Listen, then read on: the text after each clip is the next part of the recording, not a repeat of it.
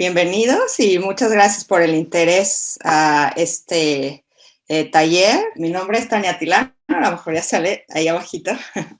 Y bueno, me da mucho gusto estar aquí y sobre todo compartir con ustedes un tema que es muy interesante y además muy importante para precisamente el momento político que vivimos. Y precisamente como el tema de este curso es transición política y delitos internacionales. Yo creo que es muy importante saber qué son, o sea, es un tema muy amplio y creo que es muy necesario saber cuáles son exactamente los conceptos, qué es una transición política y sobre todo qué son delitos internacionales. Y para ello realmente es muy importante llegar como a la raíz de cada concepto, para que después nosotros también tengamos un criterio de lo que estamos hablando, porque si no, ocurre lo que actualmente está pasando, por ejemplo, en el discurso en México, que se confunde qué es un delito por otro, o no se está tan seguro si la persecución de delitos es lo adecuado o simplemente un tipo de reparación simbólica con las víctimas de delitos, etc. Entonces, para tener bien claro en qué terreno o qué terreno pisamos, yo creo que lo más importante es saber qué son, qué es todo esto, qué es un delito internacional, qué es una persecución y qué es una transición política. Entonces, lo primero que vamos a hacer en este aspecto es delimitar los conceptos. Y esta sesión es introductoria y mientras yo la preparaba creo que más bien va a ser casi que preintroductoria porque creo que no va a ser posible tampoco entender lo que es el derecho penal internacional sin el contexto histórico. Entonces, en esta sesión vamos a ver mucho contexto histórico, que de todas formas lo vamos a ver en las sesiones siguientes. Y esto, ni modo va a tener que ser esta sesión así, mucho contexto histórico, para realmente poder entrar a fondo a los conceptos en la siguiente sesión. Entonces, lo más importante ahorita y lo que vamos a ver en esta hora es qué es el derecho penal internacional. Creo que eso es clave. Y lo primero que me gustaría que hicieran ustedes es que pusieran atención al nombre Derecho Penal Internacional. ¿Esto qué quiere decir? Que tenemos derecho penal y derecho internacional. O sea que el derecho penal internacional es una rama del derecho que conjunta estas dos ramas. El derecho es un sistema normativo que al mismo tiempo está subdividido en derecho público y derecho privado.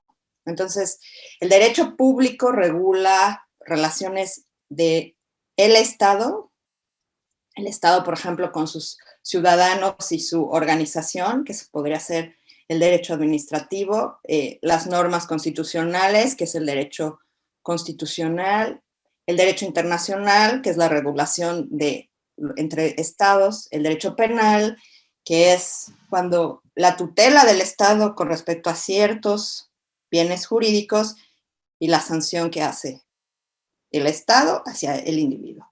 Y por el otro lado tenemos ese otro gran grupo que es el derecho privado, que es simplemente eso regula relaciones entre particulares. Entonces tenemos estas, digamos, dos grandes ramas del derecho y dentro del derecho público sí que tenemos al derecho internacional y al derecho penal. Entonces, por principio tenemos que el derecho internacional regula las relaciones entre estados y el derecho penal, como habíamos dicho, son las sanciones que hace el Estado hacia el individuo por violar por lesionar ciertos bienes. Entonces, como ustedes pueden ver, esto es realmente lo sui generis del derecho penal internacional, es que conjunta estas dos ramas del derecho, muy particulares entre sí. ¿Por qué? Porque una regula solo la responsabilidad entre estados, que es el derecho internacional, y la otra atañe responsabilidad individual a personas. Entonces en una tenemos estados y personas. Y entonces aquí tenemos el conjunto en el derecho penal internacional, que es que por conductas que pudieran hacer los estados, tener una responsabilidad individual. Entonces tenemos este mix en esta área del derecho. Pero no solo, el derecho penal internacional no solo va a sancionar aquellas conductas que se deriven de actividades o conductas que deriven del Estado, sino también puede ser que privados cometan esta conducta. Pero eso lo vamos a ver un poquito después. Entonces, aquí lo importante es también saber de dónde vienen estas dos áreas del derecho, el derecho internacional y el derecho penal. Y después el derecho penal internacional, que por decirlo así, es, como pueden ver, es una progresión. Es el derecho internacional, el derecho penal, y luego después va a derivar en algo que se llama derecho penal internacional, pero esto realmente es una progresión histórica. ¿Por qué? Porque el derecho internacional, bueno, antes que nada, el derecho así como lo conocemos en forma de códigos es realmente más reciente de lo que nosotros podamos imaginar, o sea, realmente 150 años y no más. Ajá, o sea, lo que hoy conocemos como derecho es algo que se le llama derecho moderno. Antes, claro que ha habido derecho, pero estaba expresado de diferente manera. Y el derecho internacional se considera que nace en 1648 con el Tratado de Westfalia. Resulta que Europa había estado 30 años en guerra y en 1648 el Sacro Imperio Romano-Germánico, la Confederación Suiza, los Países Bajos, el Reino de España, Francia, llegan a un acuerdo y dicen, venían de 30 años de guerra, y dicen, bueno, o sea, esto ya no puede seguir más, tenemos que regular las relaciones entre nosotros. Y lo hacen mediante el reconocimiento a la soberanía. O sea, dicen, ok, somos estados soberanos en cuanto que gozamos de integridad a nuestro territorio. Nuestro territorio goza una integridad y nosotros somos soberanos sobre este territorio. Y esto quiere decir que, o sea, ya los Países Bajos no pueden llegar simplemente a atacar algún poblado del Sacro Imperio Romano y viceversa, o a Francia, o etcétera, sino que llegaron a un acuerdo en donde hay ciertas reglas y en tal caso que se atacara la soberanía, entonces sí que podrían haber represalias, pero solo así y no nada más llegar y atacar y agredir. Y lo importante también de este tratado es de que a partir de ahí surge el concepto de Estado-nación, que esto también es muy importante. O sea, antes esta idea de Estado-nación, bueno, ustedes tal vez ya lo saben, pero no existía. O sea, realmente eran reinados, estaba el concepto feudal, del señor feudal, y el poblado y sus siervos, y bueno, sí estaba, sí, el concepto de imperio, pero no como lo era el Sacro Imperio Romano-Germánico, pero no el de Estado, sino de que hubiera una unidad y eso, una unidad de territorio, de población, y eso conformara un Estado. Eso realmente no. Entonces, eso surge a partir de 1648. Pero como ustedes podrán darse cuenta, y esto es muy importante también estar consciente de ello, es que esta rama del derecho surge realmente entre europeos, o sea, es nada más el Sacro Imperio Romano Germánico, Suiza, Francia, Países Bajos, Reino de España, o sea, es solo países europeos. México, pues era una colonia, y bueno, como parte de la corona española, estaba ahora sí que involucrada, o sea, era un soberano más de España, pero obviamente no tenemos ninguna soberanía sino hasta la independencia. Entonces, este es un acuerdo entre europeos. Esto es solo entre Europa, todo lo demás estaba fuera. Ese es el origen del derecho internacional, un acuerdo entre europeos que pues, finalmente ya se llevó a todo el mundo y ya eso es lo que es, pero sí hay que tenerlo muy en cuenta. Entonces, ese es el inicio del derecho internacional. Y bueno, así pasan los siglos, siglo XVIII, siglo XIX, Conforme a este acuerdo van evolucionando ciertos usos y costumbres, sobre todo tratándose del derecho de guerra, o sea, cuando estaban los estados justificados para iniciar una guerra, cuando no, cómo tenían que comportarse. Esto realmente fue una parte muy importante del derecho internacional, probablemente la central. Obviamente, cómo tratar a sus súbditos, en este caso las colonias, que obviamente no formaban parte en aquel entonces del derecho internacional, porque eran súbditos, no eran estados, o sea, si existían en territorio, o sea, había después del mar Atlántico, una serie de territorios ahí con personas y todo, pero realmente no tenían ninguna soberanía.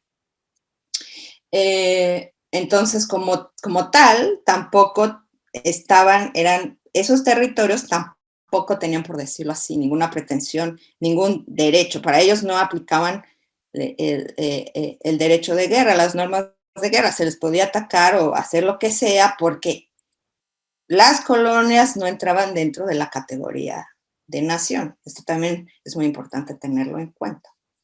Entre ellos, entre los países europeos, sí, pero no, no más allá, no ultramares, como se le llamaba. Entonces, bueno, eso con respecto al derecho internacional. Pero como les decía, todos estos 200 siglos se fue creando una teoría del derecho internacional, todo conforme a usos y costumbres, nada escrito. Entonces, aquí viene otro tema muy importante que es la ilustración. O sea, todo, como les decía, todo esto, usos y costumbres, nada escrito. Viene la ilustración y dice, ok, a ver, o sea, lo primero es el raciocinio, la clasificación.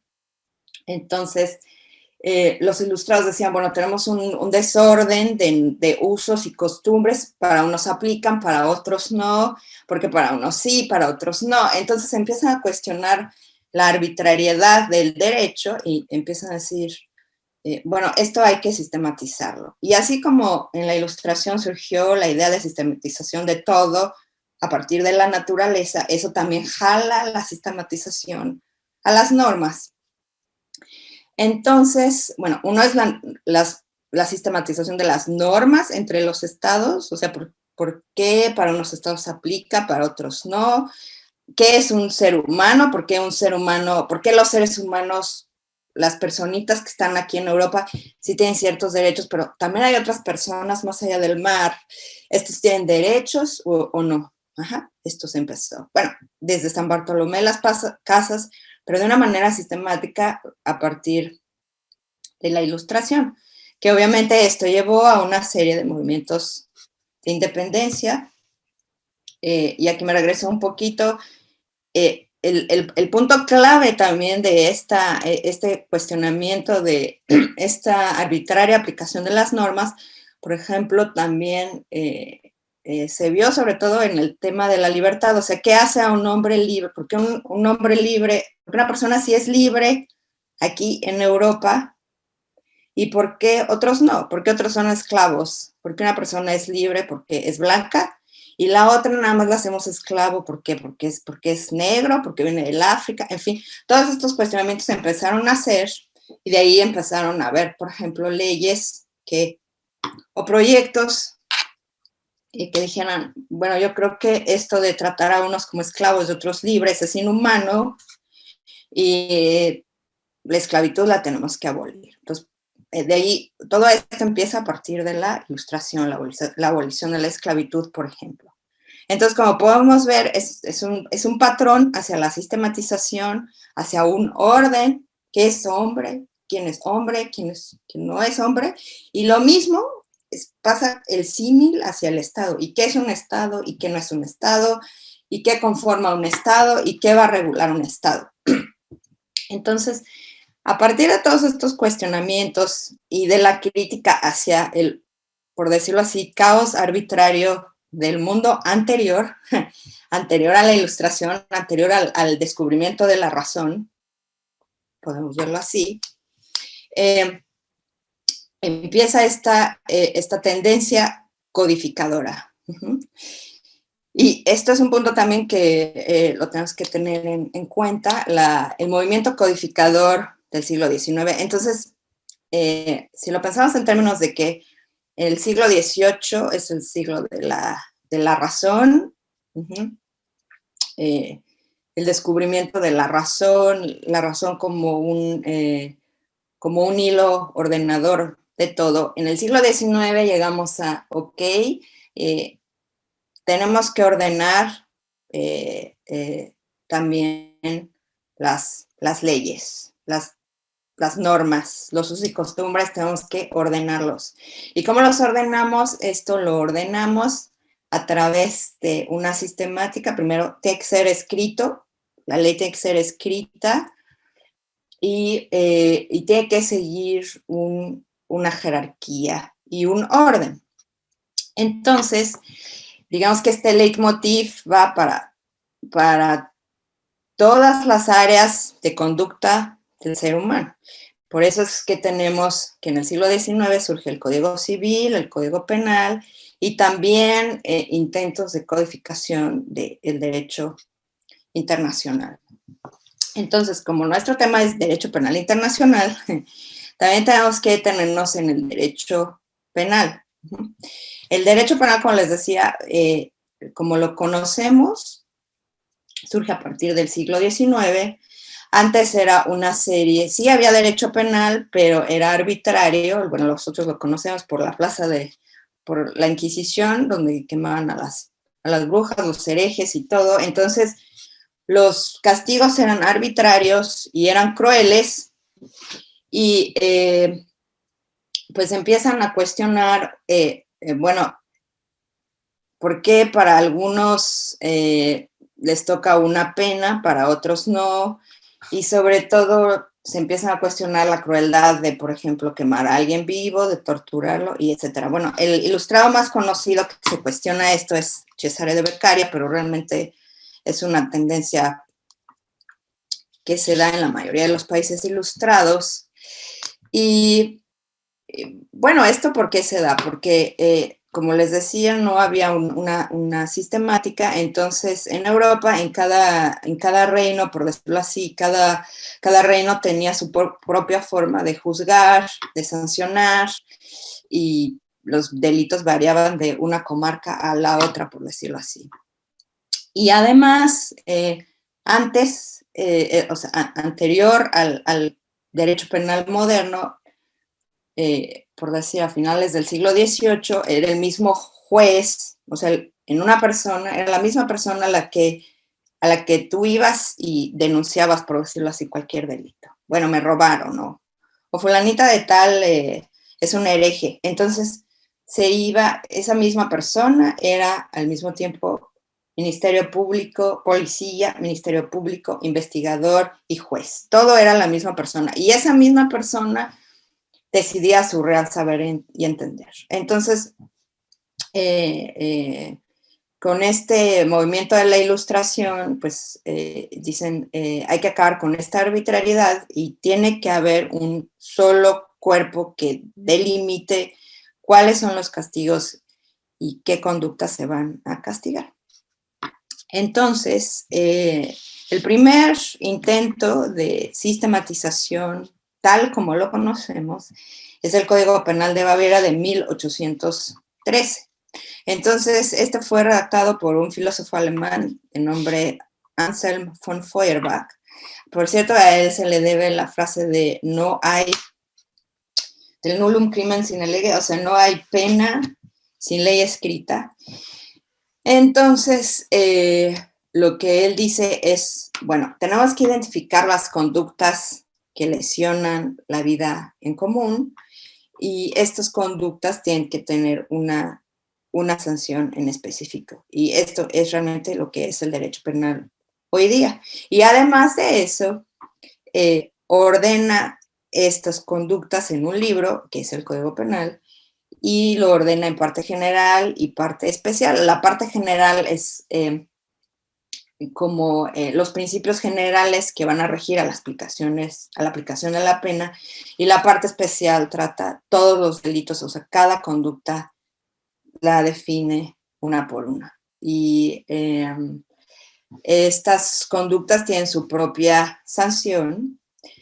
Y lo otro muy importante de saber es que el hilo conductor a saber qué conducta se va a sancionar y qué no es definiendo qué bien jurídico se lesiona. O sea, ¿qué es lo que vamos a sancionar?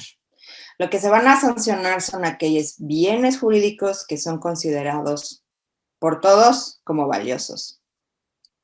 Y entonces se llega a la conclusión de que esos bienes jurídicos que deben ser tutelados por el Estado son, y así en este orden jerárquico, son la vida, la libertad y el patrimonio. Entonces, toda conducta que lesione a cualquiera de estos tres bienes jurídicos tiene que ser sancionado por el Estado y, por cierto, tiene que ser sancionado con la pena, con el medio más, ¿cómo decirlo? De la forma que más constriñe al ser humano, que es la libertad. Bueno, por ejemplo, en Estados Unidos se sanciona con la privación de la vida, pero es la forma más, por decirlo así, más radical en la que el Estado te puede intervenir a ti como individuo. Si cometes un delito, el Estado está justificado a quitarte, bueno, en el caso de Estados Unidos y los países que conservan la pena de muerte, de quitarte incluso hasta la vida, o de, pues, quitarte la libertad. Y esto es el derecho penal a grosso modo. Entonces, todo todo este movimiento que vivimos en el siglo XIX de codificación, de sistematización, como les digo, se vio a todos los ámbitos del derecho, se ordenó todo el derecho en el siglo XIX, así como lo conocemos ahorita. Y bueno, el derecho internacional es una parte de este intento de ordenar las normas que ya estaban ahí, pero estaban como en versión no escrita. Ahora, obviamente, como ustedes pueden imaginarse, la codificación del derecho internacional pues costó un poco más de trabajo que por ejemplo, la penal o civil, porque se trata de las relaciones entre los estados. Y como les decía, realmente el corazón, el core del derecho internacional, al menos en el siglo XIX, era cómo regular el conflicto armado. Cuando estaba un estado justificado a atacar a otro. Si lo atacabas, qué conductas eran permitidas, qué conductas no. Si el Estado transgredía estas normas, qué sanciones iba a tener el Estado. Bueno, Andrés Bello ya desde 1815, un internacionalista venezolano, incluso antes de que los europeos, ya había clasificado todas estas normas, o sea, las clasificó, y precisamente su intención de clasificarlas era que precisamente los emergentes estados-nación latinoamericanos contaran con las armas suficientes para, ponerlo así, poder estar al tú por tú con las naciones europeas. Entonces, su visión fue traducir todo lo que había con relación al tratamiento entre estados y lo sistematiza, y realmente lo sistematiza con esta intención, incluso él lo dice, de que el fin es de que los nuevos estados-nación lo usen con el trato con sus pares europeos. Y al mismo tiempo él estaba consciente de que solamente a través del uso de estas reglas es que los europeos iban a considerar a los emergentes estados latinoamericanos como sus pares. De otra forma nos iban a seguir considerando como pues territorios salvajes o incivilizados, como realmente así les llamaban. Entonces, el derecho internacional para el siglo XIX, para los mexicanos, es muy importante porque es, por decirlo así, nuestro argumento contra pretensiones que tuvieran las potencias extranjeras. Y bueno, esto también es muy importante de saber, tiene también toda la relación con nuestro tema y va muy en línea con lo que dice a veces López Obrador en sus mañaneras. Es, bueno, todo lo que él siempre invoca de la reforma. O sea, hasta cierto punto tiene él mucha razón. ¿Y por qué? Como les decía, entonces, Andrés Bello dice, ok, estos son los elementos, estas son las reglas que ustedes tienen para tratar con los estados europeos. Ajá. Entonces, los de la reforma, y realmente a través de todo el siglo XIX, incluso en el tiempo de la independencia, para mí es claro que todos aquellos involucrados tanto en el movimiento de la independencia como en la defensa contra las intervenciones norteamericanas, francesas. Sí era claro que el uso del derecho internacional era la única forma que tenían ellos, por decirlo así, de defenderse contra la intervención extranjera. O de alguna manera, o de alguna manera tener este argumento. Y tan es así que realmente, que Benito Juárez, que pues como ustedes saben, además era abogado, es increíble, pero Benito Juárez argumenta con reglas de derecho internacional, por ejemplo, en el juicio contra Maximiliano de Habsburgo, o incluso en las cartas que tiene con los franceses, con los militares franceses. O incluso he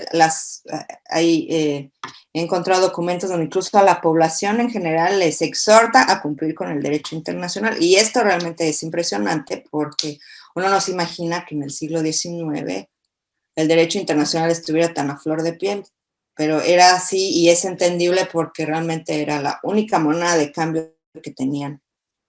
Y tenían muy claro que esta era la única manera en que se les pudiera dar el reconocimiento como una nación soberana. De otra manera, iban a caer en la jerarquía que tenían los europeos de pueblos incivilizados, y los pueblos incivilizados no tenían absolutamente ninguna pretensión de nada. O sea, eran pueblos incivilizados y pues, como tal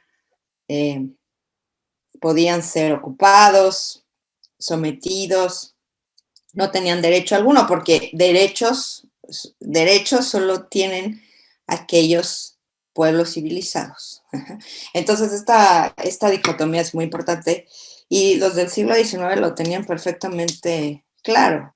Y tan es así que nuestro Código Penal de 1871, y esto también es muy poco conocido, es al parecer el primer código penal que incorpora el derecho internacional. Y esto realmente era, fue realmente un paso súper vanguardista porque los europeos ni siquiera lo tenían en mente, la verdad. Para los europeos el derecho internacional era solo una cosa entre los estados, imposible pensar en que el derecho internacional iba a ser incorporado en el Código Penal y que además individuos iban a ser sancionados por conductas que cometían a nombre del Estado. Esto era algo realmente... no lo tenían pensado. Pero los mexicanos sí lo pensaron. Desgraciadamente no podemos saber, desgraciadamente, afortunadamente ya no tuvimos más intervenciones, entonces no sabemos hasta qué punto hubieran podido ellos hacer válido estos artículos del Código Penal, pero la idea la tuvieron y está ahí. Entonces, e incluso en el Código Penal mexicano tenemos ya, por decirlo así, un prototipo de lo que hoy ya se conoce como delitos de guerra, que es sancionar penalmente a una persona por actos de guerra. Esto es para finales del siglo XIX, esto es completamente revolucionario porque eso, la responsabilidad recaía únicamente en los estados. Y como veremos después, la convicción de los estados europeos de borrar ese paradigma de que solo las conductas que únicamente los estados eran responsables por conductas de guerra, este paradigma cae absolutamente hasta 1945, pero estamos hablando aquí que son prácticamente 80 años después de la expedición de nuestro Código Penal. Entonces, creo que este es un punto importante a saber, y bueno, que nosotros sacamos de nuestra propia historia legal, jurídica, que es muy probable que nosotros hayamos sido pioneros en la incorporación del derecho internacional en el Código Penal. Y como tal, podríamos decir que tal vez los mexicanos hayamos creado el prototipo de delito de guerra. Entonces yo los invito, les mandaré el texto, a que lean el artículo correspondiente al Código Penal de 1871, lo comparen con el actual artículo 8 del Estatuto de Roma y verán que no hay mucha diferencia. Entonces, bueno, esto es importante saberlo. Pero bien, entonces, bueno, precisamente el Código Penal mexicano une precisamente estas dos ramas entre derecho internacional y derecho penal. O sea, realmente en el Código Penal de 1871 tenemos una expresión de derecho penal internacional prematura. Y que, como les decía, esto realmente se consolidará hasta 1945. Bueno, entonces eso es 1871. Y bueno, en el ámbito europeo había un movimiento que se le llama el movimiento humanizador de la guerra, que está conformado por suizos y franceses. Henri Dunant es uno de ellos. Henri Dunant, él es un suizo que un día estaba en un poblado que se llama Solferino y ahí vio los horrores, o sea, vio la cantidad de lesionados y de muertos y por un combate. Entonces, de ahí a él se le ocurre, bueno, esto no puede seguir así, no puede ser que los estados cometan guerras así con toda crueldad. Debe de haber un límite. Y a él se le ocurre que al menos debería de permitírsele que hayan organizaciones que intervengan durante el combate y que ayuden a salvar a los heridos, a curarlos o a proteger a civiles. Y esto es el origen de la Cruz Roja Internacional. Él crea el Comité Internacional de la Cruz Roja y él y otro grupo de juristas, todos obviamente súper influidos por la Ilustración y por esta idea de que la ley debía de llegar a un punto en el que humanizara las conductas de todos. Y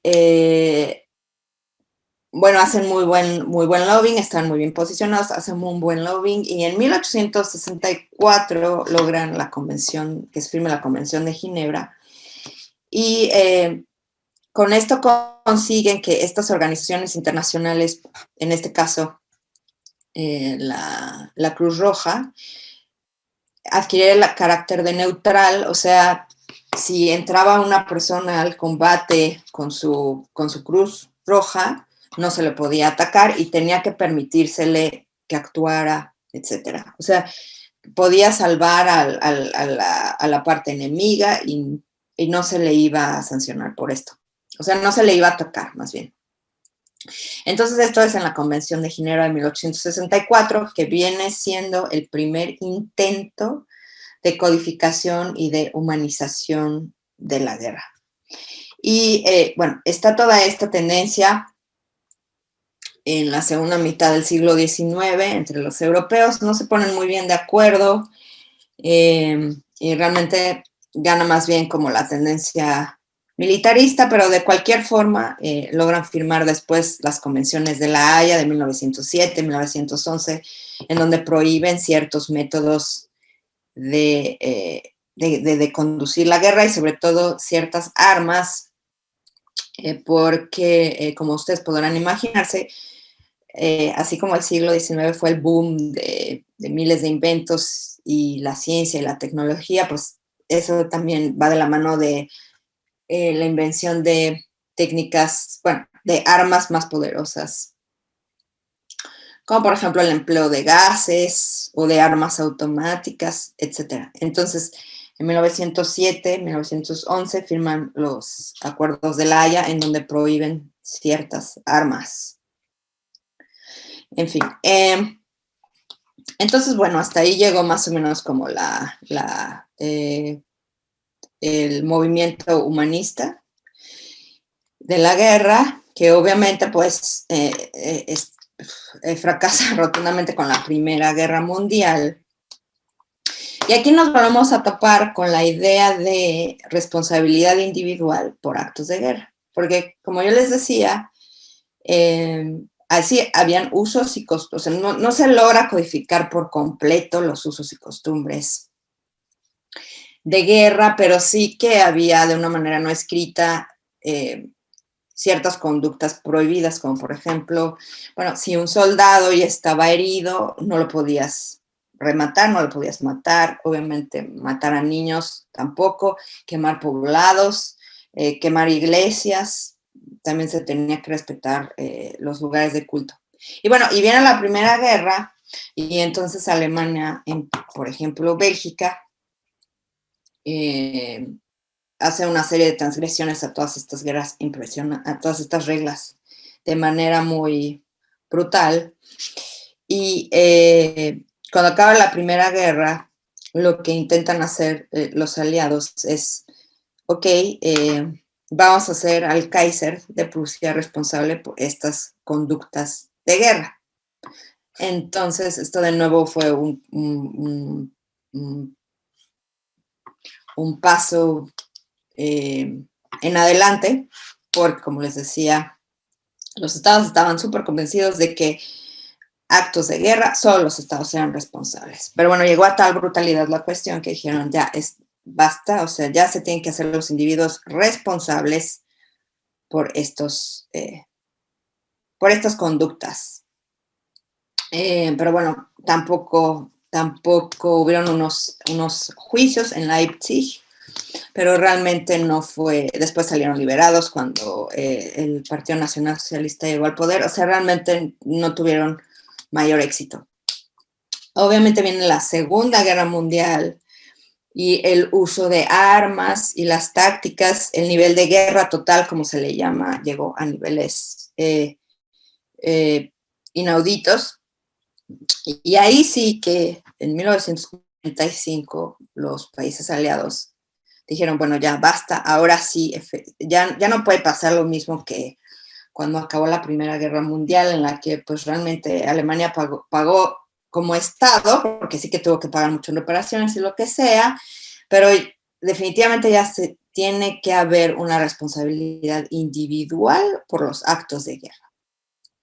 Y aquí sí que podemos decir que este es el momento histórico en el que inicia el derecho penal internacional. Aunque, como vimos, México lo intentó, México súper vanguardista, incorporó inmediatamente el derecho internacional en derecho penal.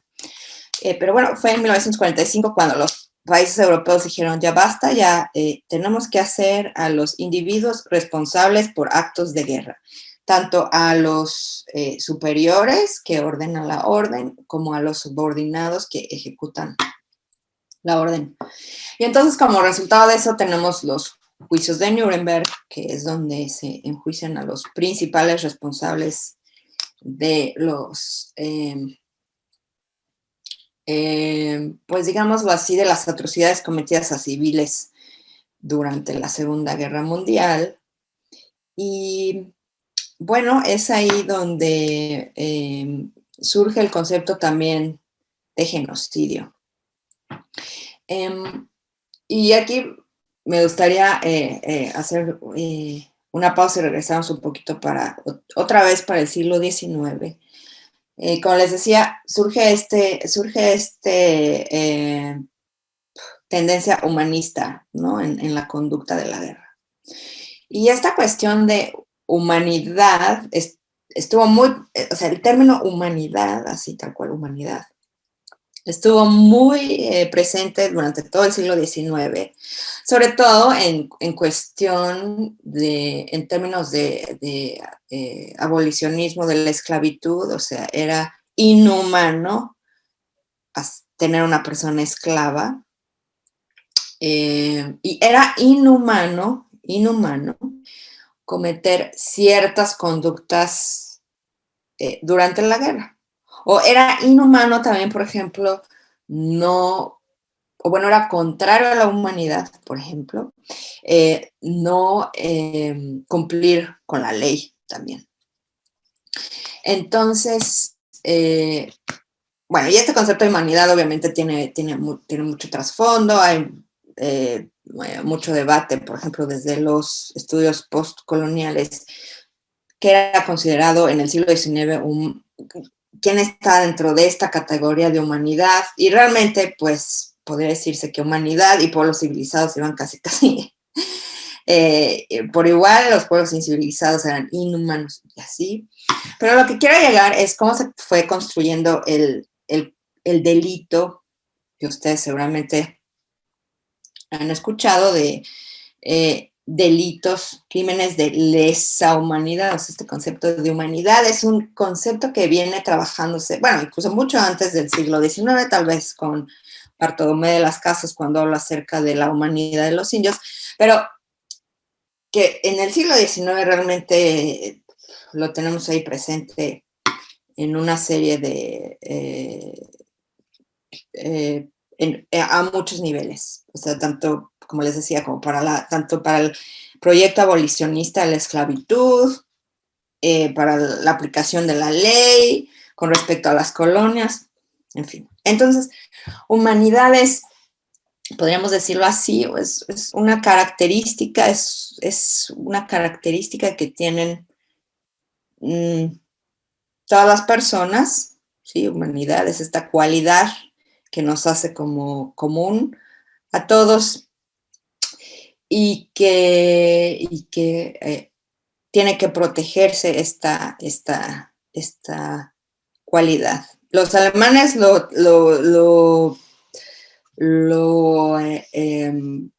construyeron un concepto muy interesante, que es el de la dignidad humana. Entonces, cada ser humano tiene por decirlo así, esta característica de dignidad, o sea, tiene un core, una partecita que es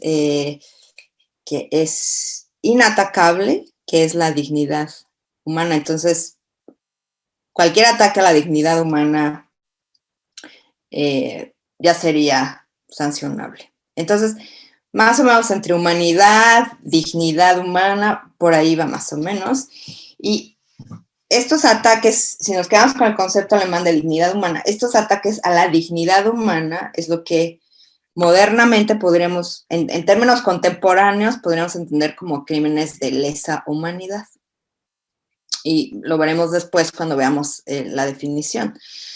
Pero les digo, este concepto de humanidad, en sí la terminología viene realmente desde el siglo XIX. Entonces, ese crímenes de lesa humanidad ya estaba. Cuando en 1945, lesa humanidad, ese concepto ya estaba en el aire, que eran todas aquellas conductas durante la guerra que contravenían las reglas del hombre, como atacar a un soldado que estuviera herido, ejecutar a prisioneros de guerra, matar a niños, matar a civiles, todo eso contrario a la humanidad, al principio de humanidad. Ese concepto ya estaba. Pero genocidio no. Entonces, cuando durante la Segunda Guerra Mundial, como ustedes saben, los alemanes deciden pues eliminar a prácticamente todos los judíos por razones políticas, ideológicas. Y bueno, a ellos se les hace muy fácil. O sea, tenemos un problema que son los judíos. Pues, ¿cómo los resolvemos? Pues bueno, simplemente vamos a aniquilarlos así de fácil. Entonces, tuvieron obviamente métodos, una sistemática y un método para hacerlo. Y hay un judío polaco de nombre Rafael Lemkin, que él estuvo de observador durante el juicio en Berlín que se hizo al general turco que ordenó el genocidio armenio. Entonces él estaba ahí en Berlín de estudiante, se metió a los juicios y entonces pues como que tuvo mucho, como que, no sé, de ahí se inspiró, tuvo esa experiencia y cuando ocurre lo del Holocausto, a él le encomiendan pues generar un concepto, una forma de sancionar esta conducta que no caía dentro de las conductas cometidas durante la guerra, porque realmente los judíos no estaban en guerra, no atacaban a los alemanes, o los judíos tampoco correspondían a un Estado, pero no tenía nada que ver con la relación de guerra entre estados. Y por tanto, no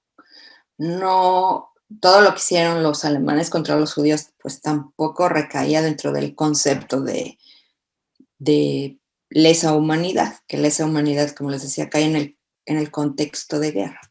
Entonces, Rafael Lemkin se piensa el concepto y llega al término de genocidio, que es acabar la eliminación de un género humano. En este caso eran los judíos. Bueno, entonces el principio el término de genocidio surge a partir de la Segunda Guerra Mundial y con la experiencia del Holocausto, que pues fueron actos de exterminio sistemáticos, metodológicos, que hasta el momento no había presenciado el género humano. Entonces, bueno, a esto se le dio una etiqueta y es genocidio. Y viene una tercera categoría que son delitos de guerra, que son más bien los delitos que ocurren durante una guerra. Entonces, como ustedes verán, bueno, pero no acabas de decir que delitos de lesa humanidad también ocurren en el contexto de una guerra. Bueno, precisamente en 1945 no estaba todavía bien separado de las conductas de lesa humanidad durante la guerra y delitos de guerra, estaba como todo junto. Incluso genocidio también se veía como que sucediera solo en el contexto de una guerra. Pero se fueron trabajando los conceptos y las definiciones hasta llegar a un punto en el que dijeron, bueno, es independiente de si hay guerra o no, el genocidio se comete e independientemente si hay guerra o no, también los delitos de lesa humanidad, o sea, los actos que atacan la dignidad humana, sistemática y de una manera sistemática y generalizada, ese es el punto. También pueden ocurrir fuera del contexto de una guerra y ya cuestiones más operativas como, por ejemplo, el ataque a civiles durante un conflicto armado, eso ya entraba dentro de delitos de guerra. Así en 1945, más o menos. Entonces, vino la Guerra Fría, hubieron varios juicios en distintas partes del mundo aplicando estas categorías contra jefes o personas que tuvieron que ver en el Holocausto. Y bueno, llegamos a 1900, cae el muro de Berlín, etcétera, y en 1998 los estados por fin se ponen de acuerdo y dicen, bueno, ok, ya llegó el momento de que estas conductas que hemos, o sea, desde 1945 se logró que por conductas de guerra, por conductas, por políticas de Estado como es una guerra, que lesionan bienes individuales, civiles, se logrará responsabilidad penal. O sea, no sé si esté claro aquí, pero, o sea, por actos que manda el Estado, no ya nada más se quedan en la nube de actos abstractos generados por el Estado y hasta ahí, no, sino alguien los manda, alguien los ejecuta y alguien que los manda y alguien que los ejecuta tiene que ser responsable penalmente.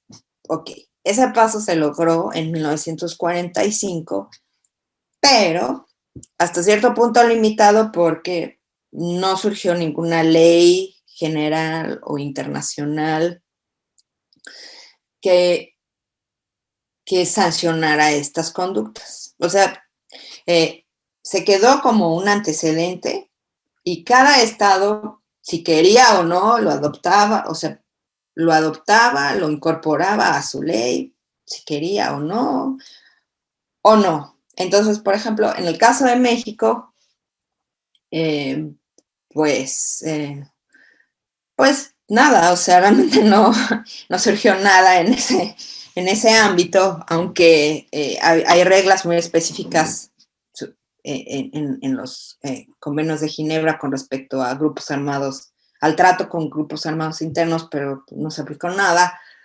En fin, entonces se quedó un poco en el aire, en la nube de uso y costumbre internacional, sin llegarse a codificar realmente.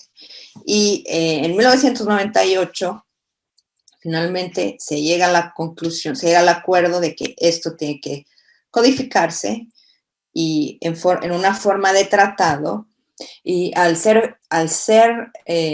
transformarse en un tratado y pues cada estado firmante se obligaba, o sea, ya constituye una obligación internacional en estos delitos, incorporarlos a los respectivos códigos penales y perseguirlos y sancionarlos. Entonces, esto es realmente el principal aporte de 1998, que es que el tratado, el Estatuto de Roma, logra que los estados firmantes se obligan a perseguir, a investigar, perseguir, sancionar a los individuos que cometan cualquiera de los 3 delitos que conforman el Estatuto de Roma, que son genocidio, lesa humanidad y delitos de guerra. Hay un cuarto que se llama agresión, pero que no lo trataremos en este taller porque realmente todavía no se llega a ningún acuerdo de cuándo sí y cuándo no va a ser una agresión. Entonces,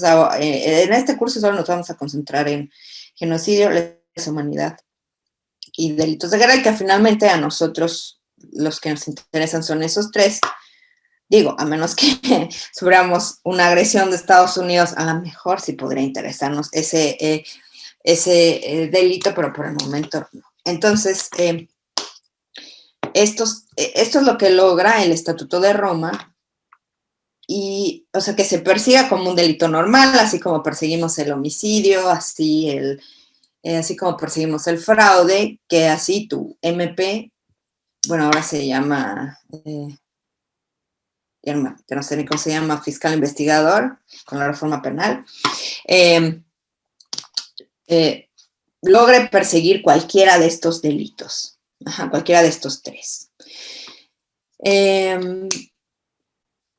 Dependiendo de cada estado tiene sus diferentes requisitos para poder perseguir estos delitos. O sea, es decir, no solo basta con firmar el tratado y ya inmediatamente es perseguible. sino que hay ciertos requisitos dependiendo de la tradición jurídica a la que dependa cada estado. En nuestro caso, México forma parte que lo veremos en la siguiente sesión, forma parte de la tradición jurídica europea continental. Esto quiere decir que para nosotros lo que cuenta es la ley escrita, no la costumbre ni los precedentes como en Estados Unidos o como en Inglaterra o en la India, sino que para nosotros lo que cuenta es el derecho escrito. Entonces, no podemos simplemente jalar del tratado internacional la definición de lesa humanidad y perseguir a alguien por crímenes de lesa humanidad, sino que requerimos, así como Benito Juárez lo hizo en 1871, requerimos que lo que venga en el Estatuto de Roma se baje a Código Penal y entonces sí se puede perseguir el delito. Ahorita, así como estamos, no se puede, porque por cierto, no hemos incorporado ninguno de los delitos del Estatuto de Roma. Bueno, genocidio, sí, pero lesa humanidad, no, ni delitos de guerra. Y bueno, el genocidio es la versión de 1900, la versión de Rafael Lemkin y no la que ahorita está en el Estatuto de Roma. No varía mucho, pero de cualquier forma no es la más actual. Entonces, el Estatuto de Roma define estos 3 delitos, que son genocidio, lesa humanidad y delitos de guerra. Y me gustaría entrar a la definición de cada uno, pero yo creo que con esto ya les di suficiente material para pensar el origen del derecho penal internacional. Bueno, nada más para cerrar. El Estatuto de Roma es realmente lo que, por decirlo así, el momento culmen en lo que se refiere a responsabilidad individual por actos de Estado. Pero también logra, porque obviamente estos actos no solo son atribuidos a personas que actúan a nombre del Estado, sino también particulares. Es para, obviamente dependiendo de la naturaleza del acto, pueden ser actos que solo cometa un Estado. No los delitos de guerra, ojo, porque hay grupos no estatales que combaten, o sea, son grupos armados no del Estado, pero que sí tienen conductas de guerra. O sea, en el caso de un conflicto armado interno, son generalmente grupos que no pertenecen al orden militar nacional, pero que están organizados para combatir al orden militar nacional. O sea, por ejemplo, el caso del ZNL es un caso perfecto de grupo armado no estatal. En fin, bueno, las guerrillas, en pocas palabras. Entonces, pero hay, por ejemplo, delitos de lesa humanidad que pueden ser cometidos no solo por agentes del Estado, sino también por agentes particulares.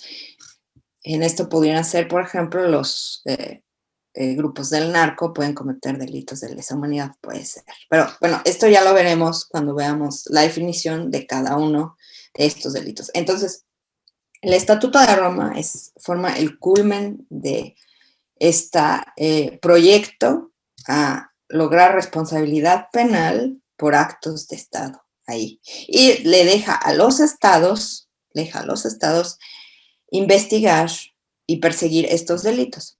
Ahora, lo segundo que logra el Estatuto de Roma es que en caso de que el Estado no persiga ni enjuicie estos delitos, crean un órgano internacional que es la Corte Penal Internacional con sede en La Haya, de que en caso de que el Estado no pueda o no tenga la voluntad de perseguir, investigar y sancionar estos delitos, entonces entra la Corte Penal Internacional de manera subsidiaria al nivel doméstico, por decirlo así. Entonces, esta es otra novedad a partir del Estatuto de Roma, es que hay un órgano, que es la Corte Penal Internacional, que tiene jurisdicción, por decirlo así, para investigar y enjuiciar estos delitos. Hay obviamente reglas de jurisdicción que veremos en la próxima sesión, pero sí es importante que sepan que este es el otro hito que logra el Estatuto de Roma, que es lograr este órgano internacional que logra, que tiene como objetivo la responsabilidad individual. ¿En qué se diferencia esto? Porque también hay una confusión, creo. ¿En qué se diferencia esto con las Cortes Regionales de Derechos Humanos o con las Cortes de Derechos Humanos, como por ejemplo la Corte Interamericana de Derechos Humanos? En que las Cortes Regionales de Derechos Humanos solo logran responsabilidad de Estado. Entonces, para ponerles un ejemplo así muy rápido, digo porque hay esta confusión entre responsabilidad de Estado, responsabilidad penal, entonces muchos creen que ya porque la Corte Interamericana diga que el Estado mexicano es responsable, ya con eso se cumplió. Y no. ¿Y por qué? Porque, por ponerles un ejemplo rápido, en el caso de Rosendo Radilla, por primera vez la Corte Interamericana sentenció responsable al Estado mexicano por la desaparición forzada de Rosendo Radilla. Pero si ustedes escucharon, dije, al Estado mexicano no da responsabilidad a ninguna persona. Y en la sentencia dice, bueno, y el Estado mexicano tiene que cumplir con su obligación de adjudicar responsabilidad penal a la persona o personas responsables por la desaparición forzada de Rosendo Radilla. ¿Esto qué quiere decir? Que le está dejando la chamba al Estado mexicano, decir, bueno, ahora tienes que investigar, tu fiscal general tiene que investigar quién fue responsable de la desaparición forzada de Rosendo Radilla. Entonces, lo que logran las Cortes Regionales de Derechos Humanos es responsabilidad de Estado. O sea, lo que hacen es 100% derecho internacional. O sea, tú, Estado fulano de tal, violaste ciertos tratados, ciertas convenciones internacionales y como tal eres responsable, y para subsanar esta falta al derecho internacional tienes A, B, C y D obligaciones que tienes que cumplir. Eso es, en algunos casos, en muchos casos de atrocidades, de comisión de atrocidades, condenan, por ejemplo, al Estado a que se defienda. Creo que la antigua procuradora Marisela Morales, ella fue, creo que, la que se disculpó en nombre del Estado mexicano por la desaparición de Rosendo Radilla, estoy segura. Pero, en dado caso, en ese término, en ese acto simbólico, me pido disculpas y ya, ahí se acabó. O sea, y efectivamente hasta ahí acabaría la obligación que le manda la Corte Interamericana con el Estado mexicano de pedir disculpas, por ejemplo, pero hay otro tipo de obligaciones que vienen en las sentencias. Pero es el Estado el que tiene que cumplir, no es ningún individuo el que tiene que estar bajo las rejas. Esa es la diferencia con la Corte Penal Internacional. La Corte Penal Internacional es una corte internacional que sí, después de emitir una sentencia dice, fulanito de tal es responsable y por tanto tienes tantos y tantos años de sentencia privativos de la libertad. Esa es la diferencia.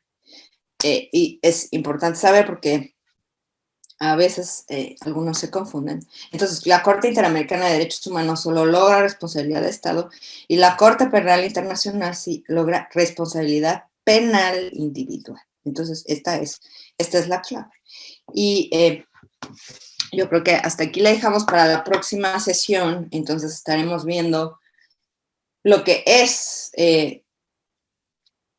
el contenido del Estatuto de Roma, sus delitos, su competencia y la forma de operar de la Corte Penal Internacional.